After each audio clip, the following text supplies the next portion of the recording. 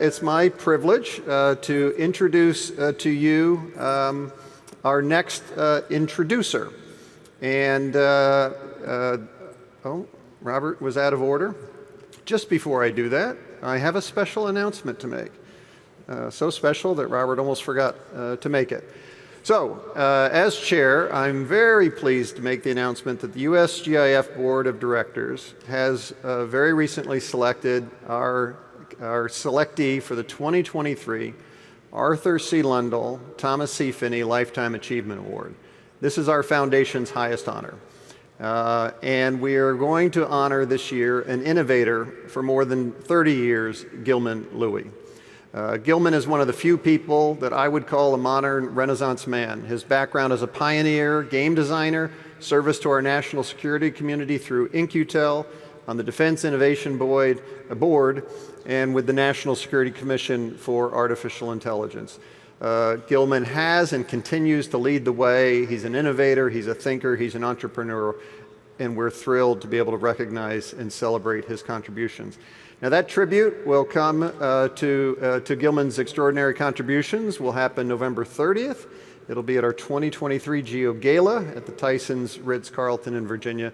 Much more information will be coming out before then, but I'm just quite pleased to make that announcement here today. Please join me in virtually recognizing and congratulating Gilman Louie.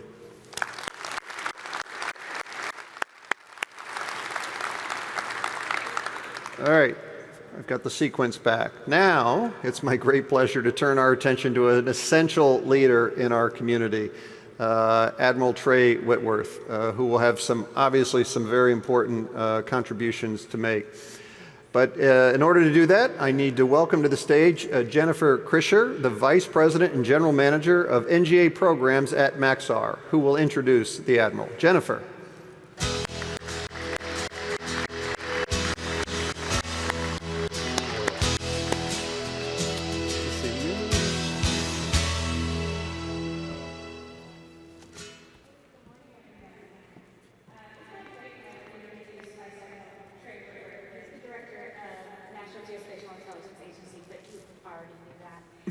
It's appropriate that we are gathered here in St. Louis, America's geospatial hotspot. In 2 years, I'm sure we're all going to be... That's a hotspot. Really hot. We're all going to be back to celebrate the grand opening of the new NGA West Campus, or N2W.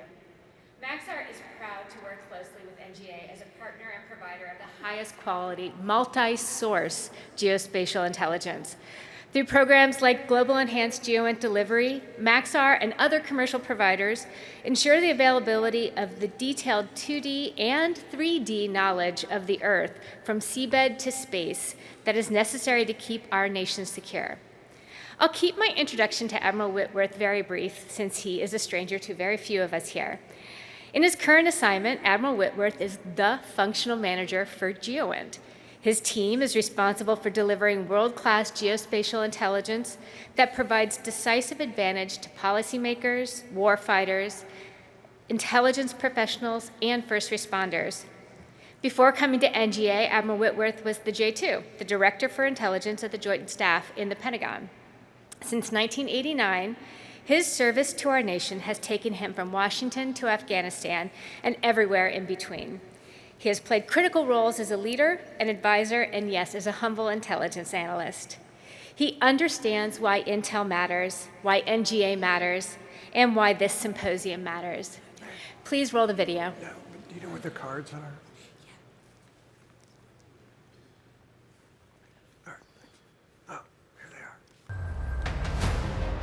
As we emerge from a global pandemic, we find ourselves navigating an ever more turbulent world. With the rise of China and Russia, conflict in Ukraine, the threat of a nuclear Iran and North Korea, and human displacement caused by war and natural disasters, the importance of intelligence gathering and analysis remain as critical as ever. As the world leader in timely, relevant, accurate, and actionable geospatial intelligence, the National Geospatial-Intelligence Agency maintains its steadfast watch over these events. But our ever-changing world requires more than just watchfulness. To defend against such threats, we must have resolute effort across every domain, providing a comprehensive and precise understanding of the world around us. Whether that is informing senior policymakers in the White House, military planners in the Pentagon and at the combatant commands, or our forces in the field and fleet, NGA must be agile and responsive in providing the geospatial data and insights needed to make informed decisions and act quickly in times of crisis. To maintain our GEOINT supremacy, NGA is organizing and investing around 5 strategic objectives. We must be ready. We are constantly working to enhance standards and interoperability for and with allies and partners at home and abroad. A highly skilled and specialized workforce with diverse perspectives ensures that we can meet the mission where and when needed. NGA team members are embedded with partners across the globe to provide a critical understanding of all that GEOINT provides. We're streamlining and managing our resources to best serve our customers and country, which is critical to our success today and in the future. Artificial intelligence, machine learning, and computer vision continue to be a priority. The transfer of Project Maven to NGA will help us accelerate GEOINT AI capabilities, enabling more comprehensive decision advantage. Our ability to respond to an ever-shifting threat landscape will be enhanced by the new NGA St. Louis facility. We are proud to be part of the geospatial ecosystem flourishing in the St. Louis region, and will continue to improve our talent pipeline and identify new opportunities with local businesses and community members. Precise, predictive, powerful, from core to constellation, from seabed to space. The National Geospatial-Intelligence Agency is uniquely poised to navigate these turbulent times and best serve our customers and our nation.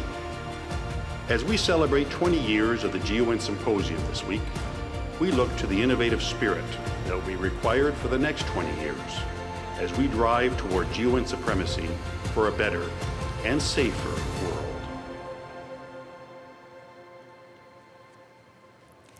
Without further ado, please join me in welcoming to the stage Admiral Whitworth. That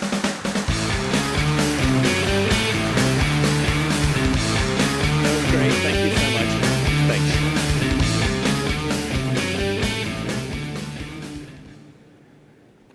Love that walk-up music. That's awesome. And what a video. I have to joke for just a second. There was a separate symposium where the walk-up music was like the cello. It was Yo-Yo Ma or something like that, and we had a good joke about it. That's serious stuff. This walk-up music is appropriate. I'm very fired up. I hope you are too. I want to thank Jennifer for that kind introduction, and good morning to you all, at least for the next 20, 30 minutes or so as we move into the afternoon, and I know that video resonated with everyone. Our thanks to USGIF for providing another opportunity for the GEOINT community to gather and collaborate. And congratulations on this, your 20th symposium. The entire community has benefited and grown from your 2 decades of hard work. Today, I will address 3 topics. First, where NGA has been since the last symposium.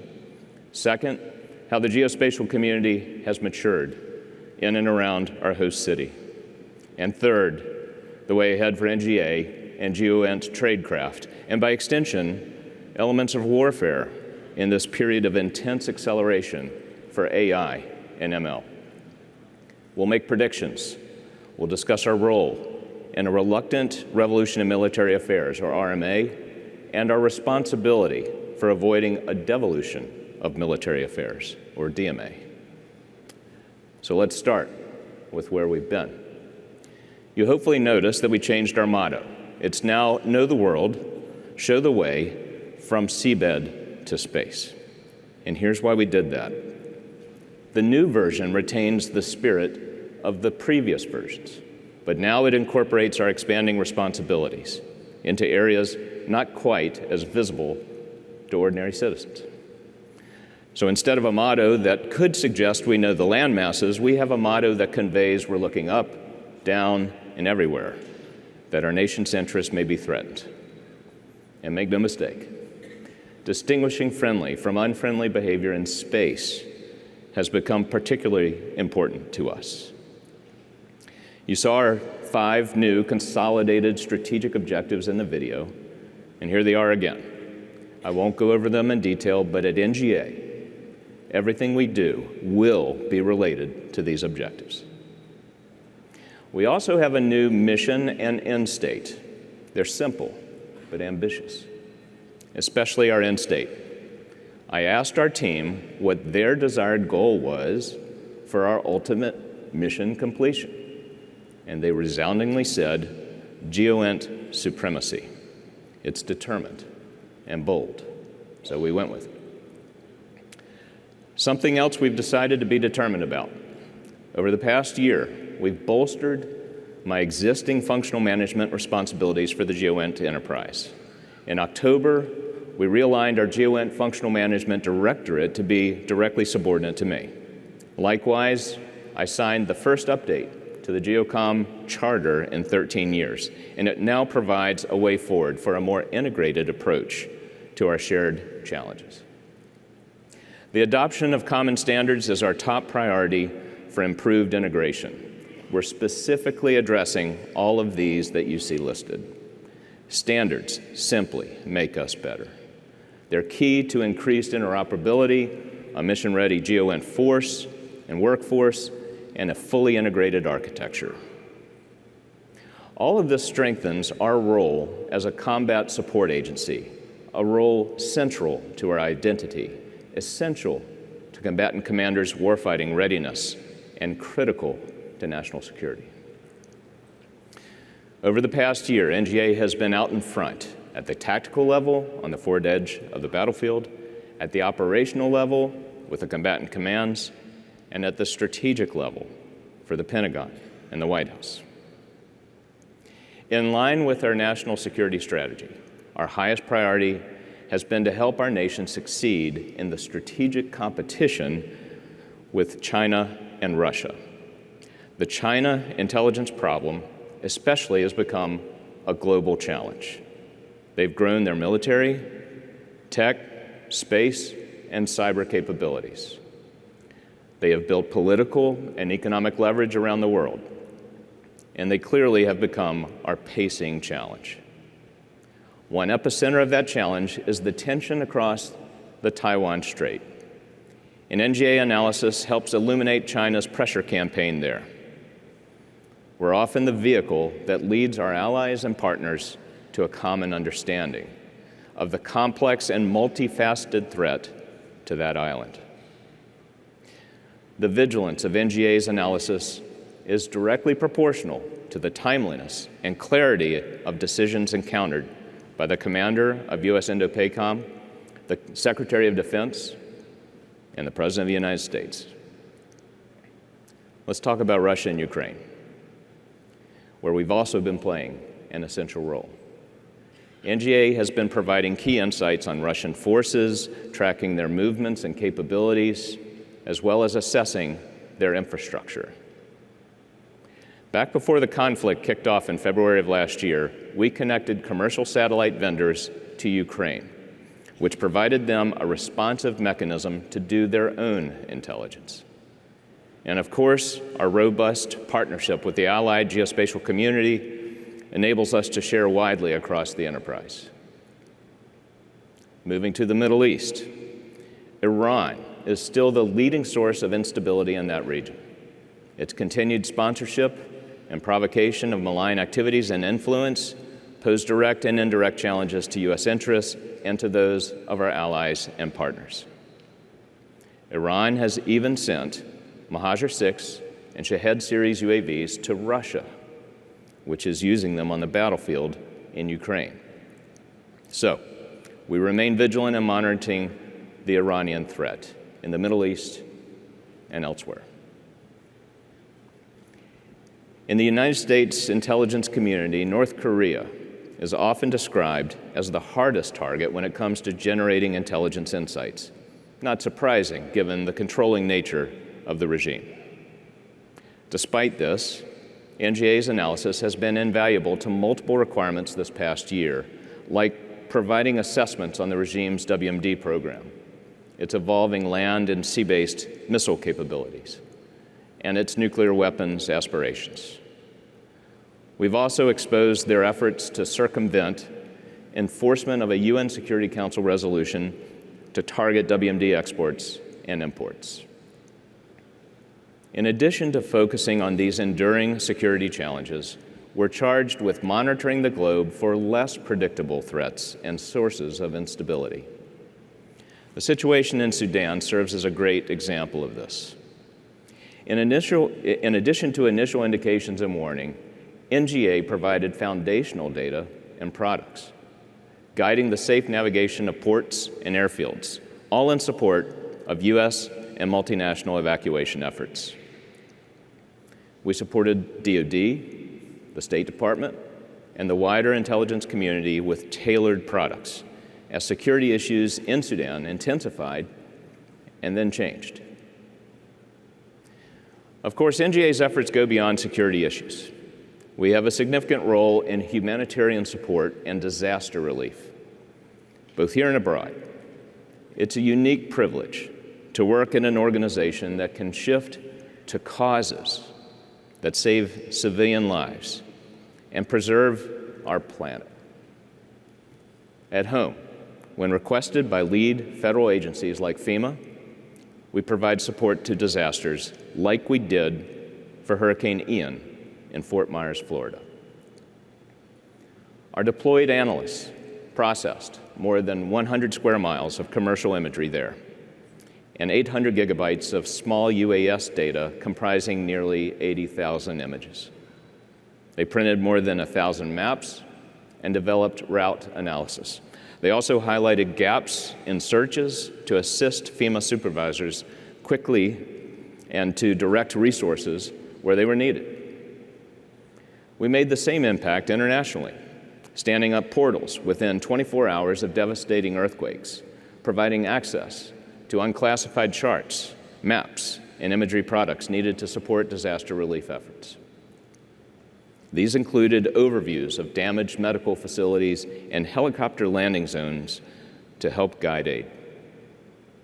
Together with U.S. Southern Command, we created similar products in March for the 6.8 magnitude earthquake in Ecuador and the wildfires in Chile back in January.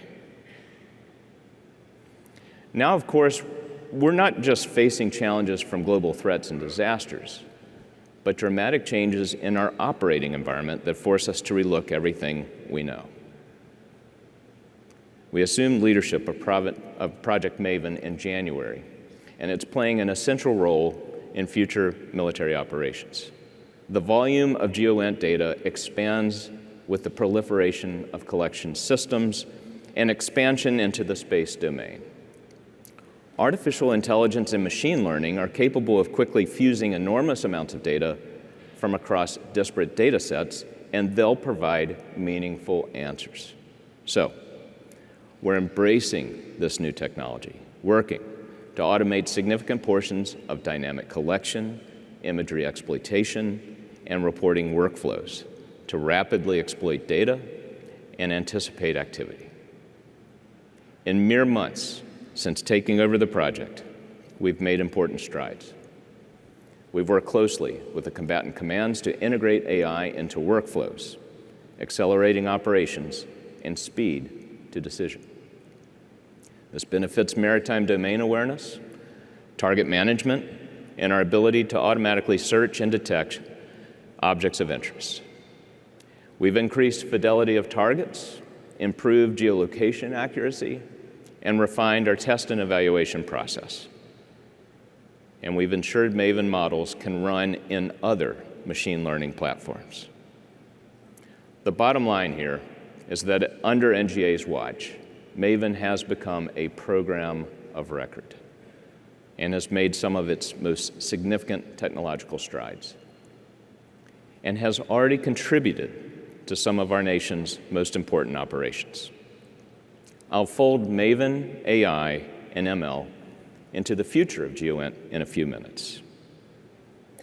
As we continue our review of the last year, I need to draw attention to NGA's unparalleled accomplishments in collection orchestration, as too few people know about this aspect of our mission. Collection orchestration is the art of tasking pieces of the collection puzzle to become aligned with national priorities, operational and analytical needs, and real-world deadlines. NGA's role in collection orchestration is not only in statute, policy, and practice, it's also rooted in our expertise as leaders in the GEOINT discipline. This year, we have been emphasizing our leadership in this field, especially as collection orchestration becomes increasingly complex. Let me expound on this complexity. Newer sources of commercial imagery, like synthetic aperture radar, give us more options than ever before to support a variety of missions. What you see here are other more specific developments. An electro-optical commercial layer. That contract now delivers more than 50,000 commercial images per week to NGA. We now have operational access to nearly 240 commercial imaging satellites, about 60 taskable imagers, and 180 Planet Doves. We have more than 20 different commercial analytics services on contract, and we receive more than 4,000 automated aircraft detections per day from one commercial service. As collection orchestration leaders, NGA will work on integrated commercial solutions and government industry engagements, this to reach our strategic goals and meet our nation's needs. Let's talk about NGA analysts. They've been making major advances in structured observation management, auto reporting, modeling, computer vision, and conveyance, aligning collection requirements with resulting analysis in an integrated fashion. In the past year, those analysts have captured about 5 million structured observations, generated more than 20,000 automatically generated reports from data to text to inform our readership, employed more than 100 adversary activity models to assist in knowledge capture and automation, and ingested approximately 1.5 million computer vision detections per day from multiple providers. We've begun ingesting those from internally developed capabilities and commercial suppliers, as well as more than 18 million detections from Maven. And all of that into our analytic workflow, allowing analyst access and adjudication from their own electronic light tables. This integrated data approach has enabled more automated reporting, visualization, and advanced analytics using automated detections. This is a monumental step forward that will increase the speed, accuracy, and precision of GEOINT. Let's talk about foundational GEOINT.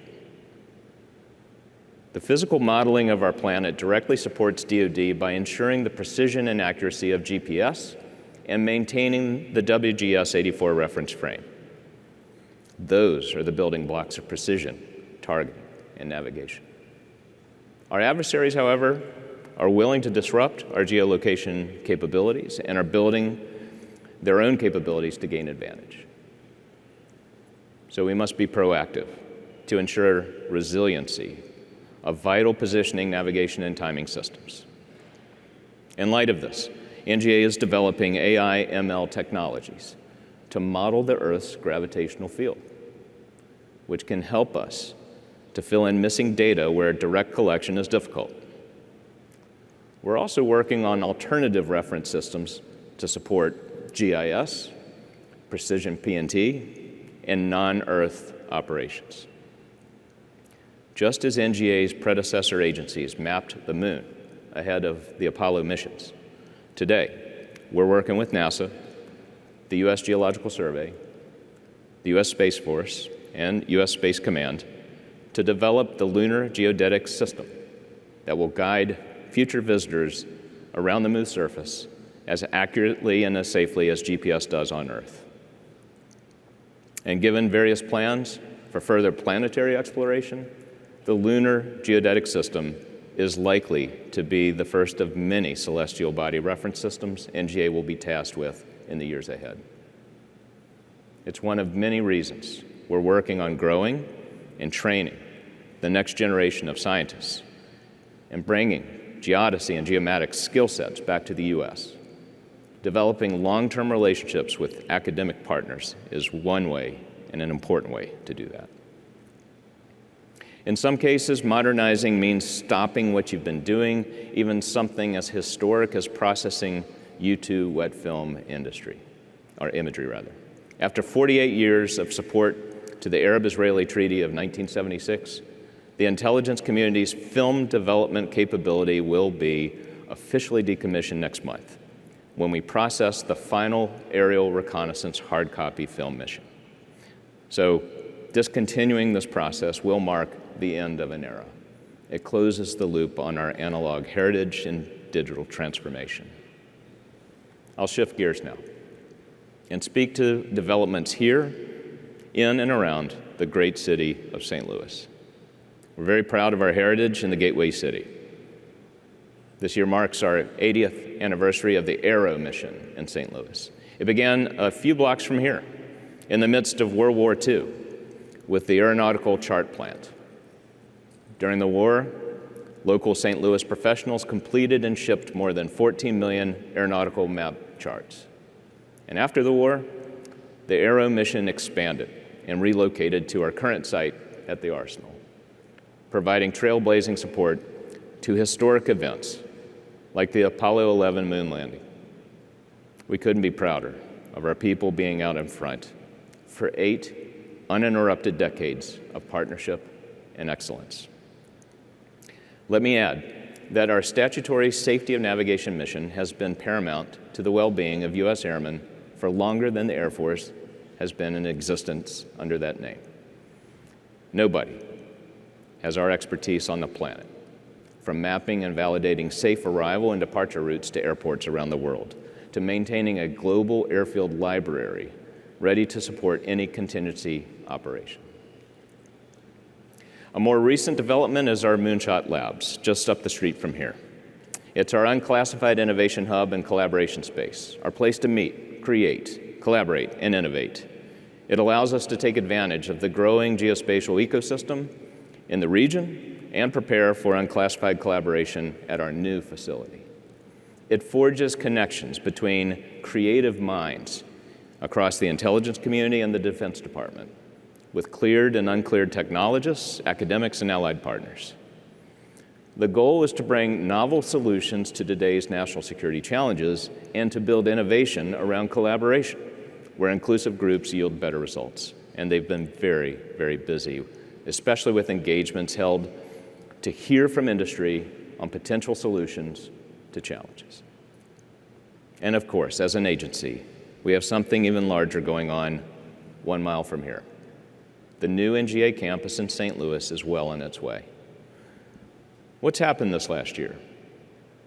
The main building is now enclosed. The parking garages are complete.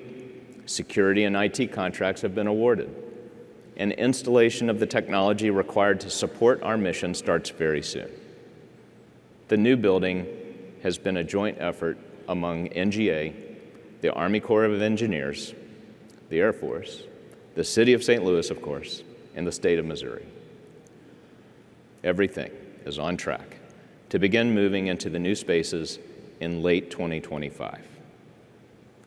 We continue to be excited with the burgeoning GEOINT ecosystem, local officials, nonprofits, and innovators in industry and academia at all ages. We're committed to growing a pipeline of local talent. We continue STEM outreach in K through 12 and at the college level. We launched our first ever high school intern program this year, and we've sustained strong ties with regional colleges and universities. Some of these ties are held together firmly through education partnership agreements, or EPAs.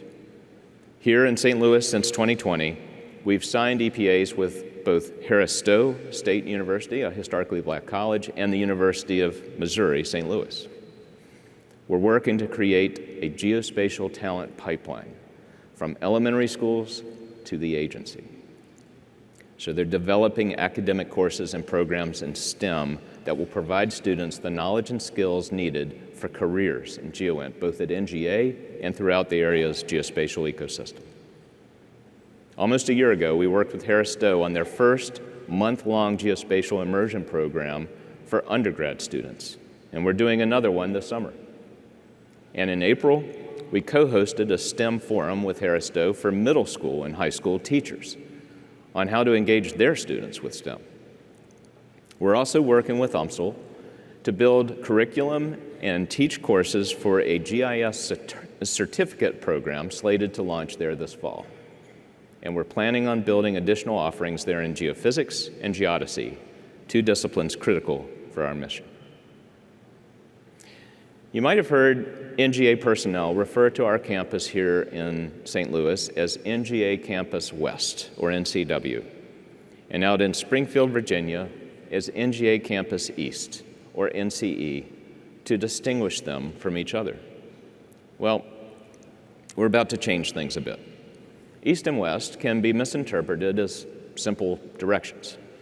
We want our people to identify with their assigned commands and locations. So, in honor of our host city and our heritage here, we're now going to refer to the NGA campus at the Arsenal as NGA St. Louis. That name will transfer to the new site when it's ready. Our smaller campus at Arnold, Missouri will be NGA Arnold. And of course, there's NGA Maine in Springfield, Virginia, not far from the Pentagon. Now to my third subject. A look at the way forward for NGA over the next 20 years. When the National Intelligence Council published Global Trends 2040, it identified 5 plausible scenarios for the future. In the first 3, international challenges will become incrementally more severe, and interactions will be defined by a U.S.-China rivalry. The last 2 scenarios depict even more radical changes on the planet due to severe global challenges. We have to be ready and out in front for all 5 of them. I'm going to introduce to you a concept I call the revolution in military affairs, the reluctant revolution in military affairs, or RMA, and how we at NGA plan to navigate ourselves accordingly, because it applies to how we have to face all the scenarios.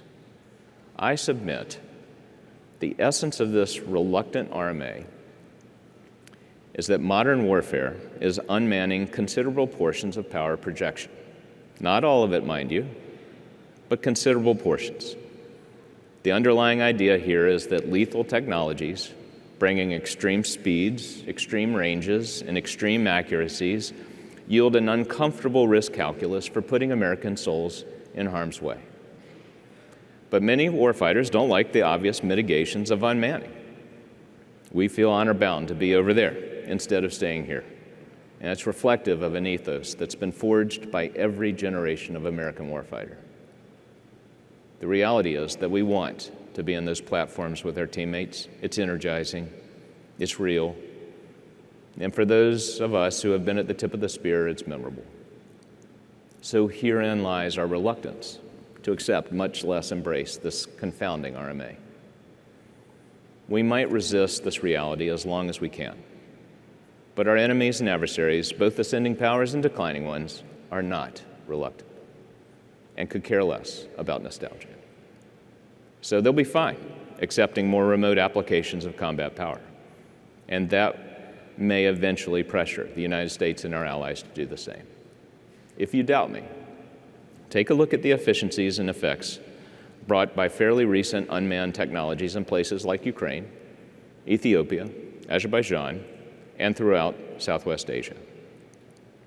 So what does this mean for NGA and the GEOINT community?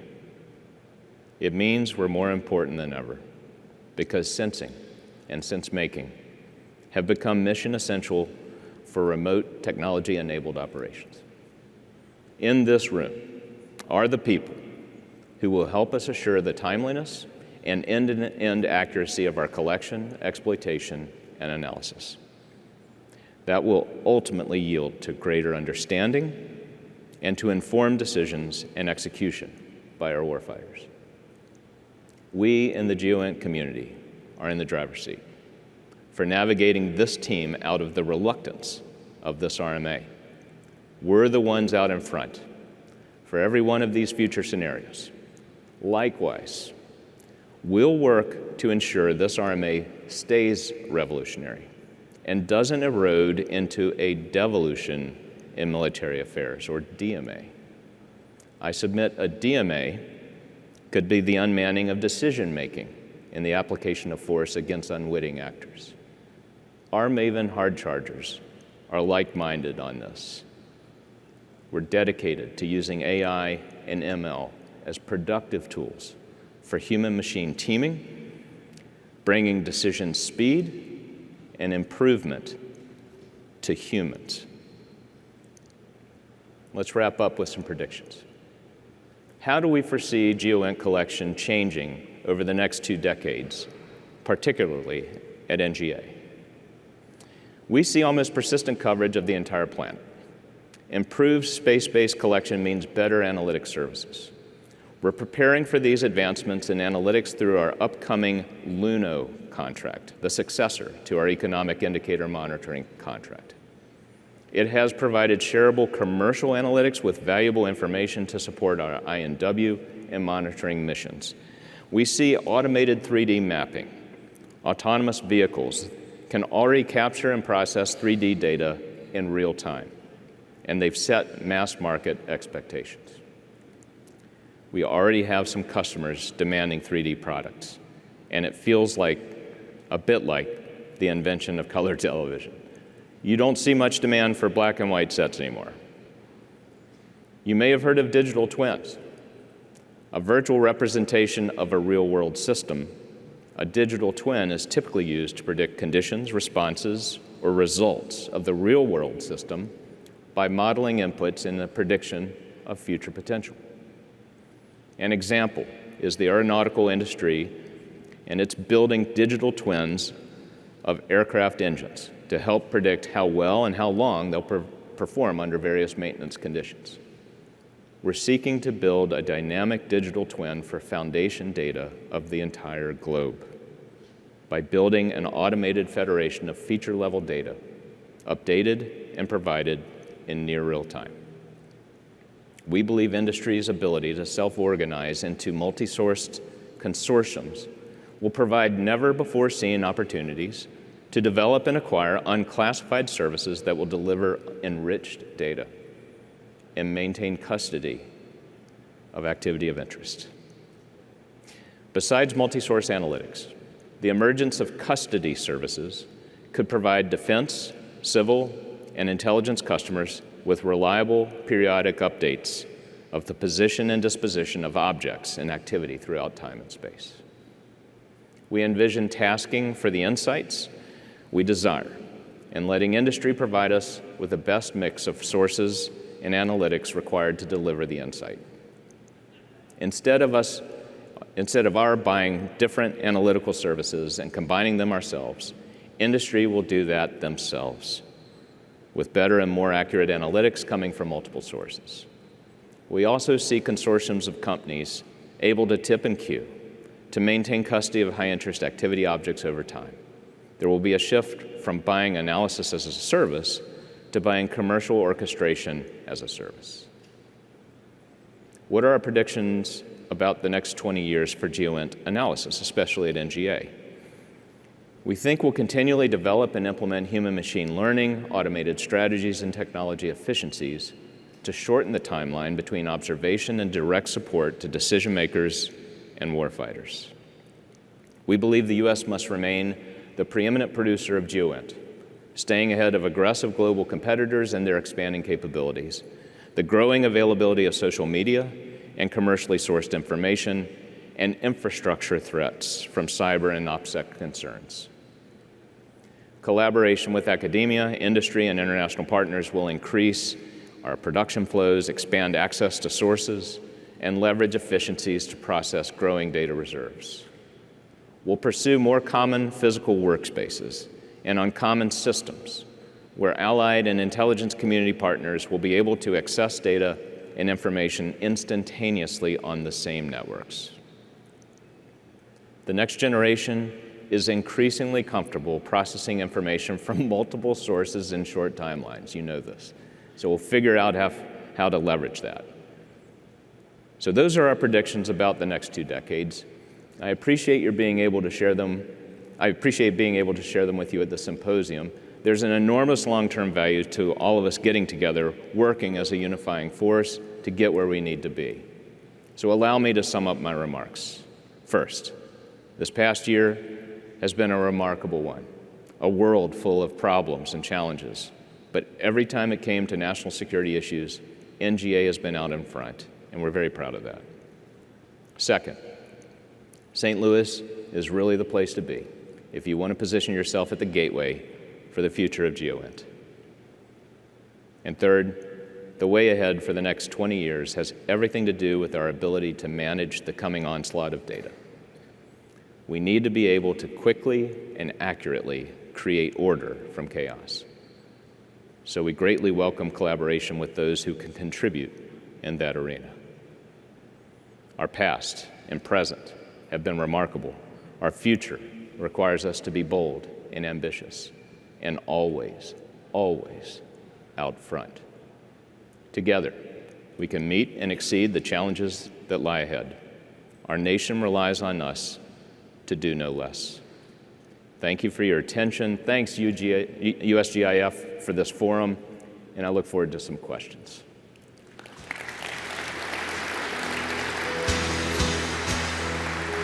Okay, thanks. Great job. Thank you. Get out of your way. We'll grab any 2 of these chairs.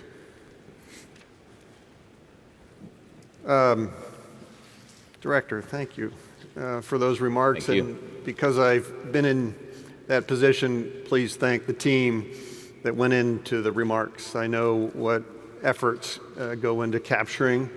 It's a great team. It is, and boy, it shows. So anyway, kudos to the team.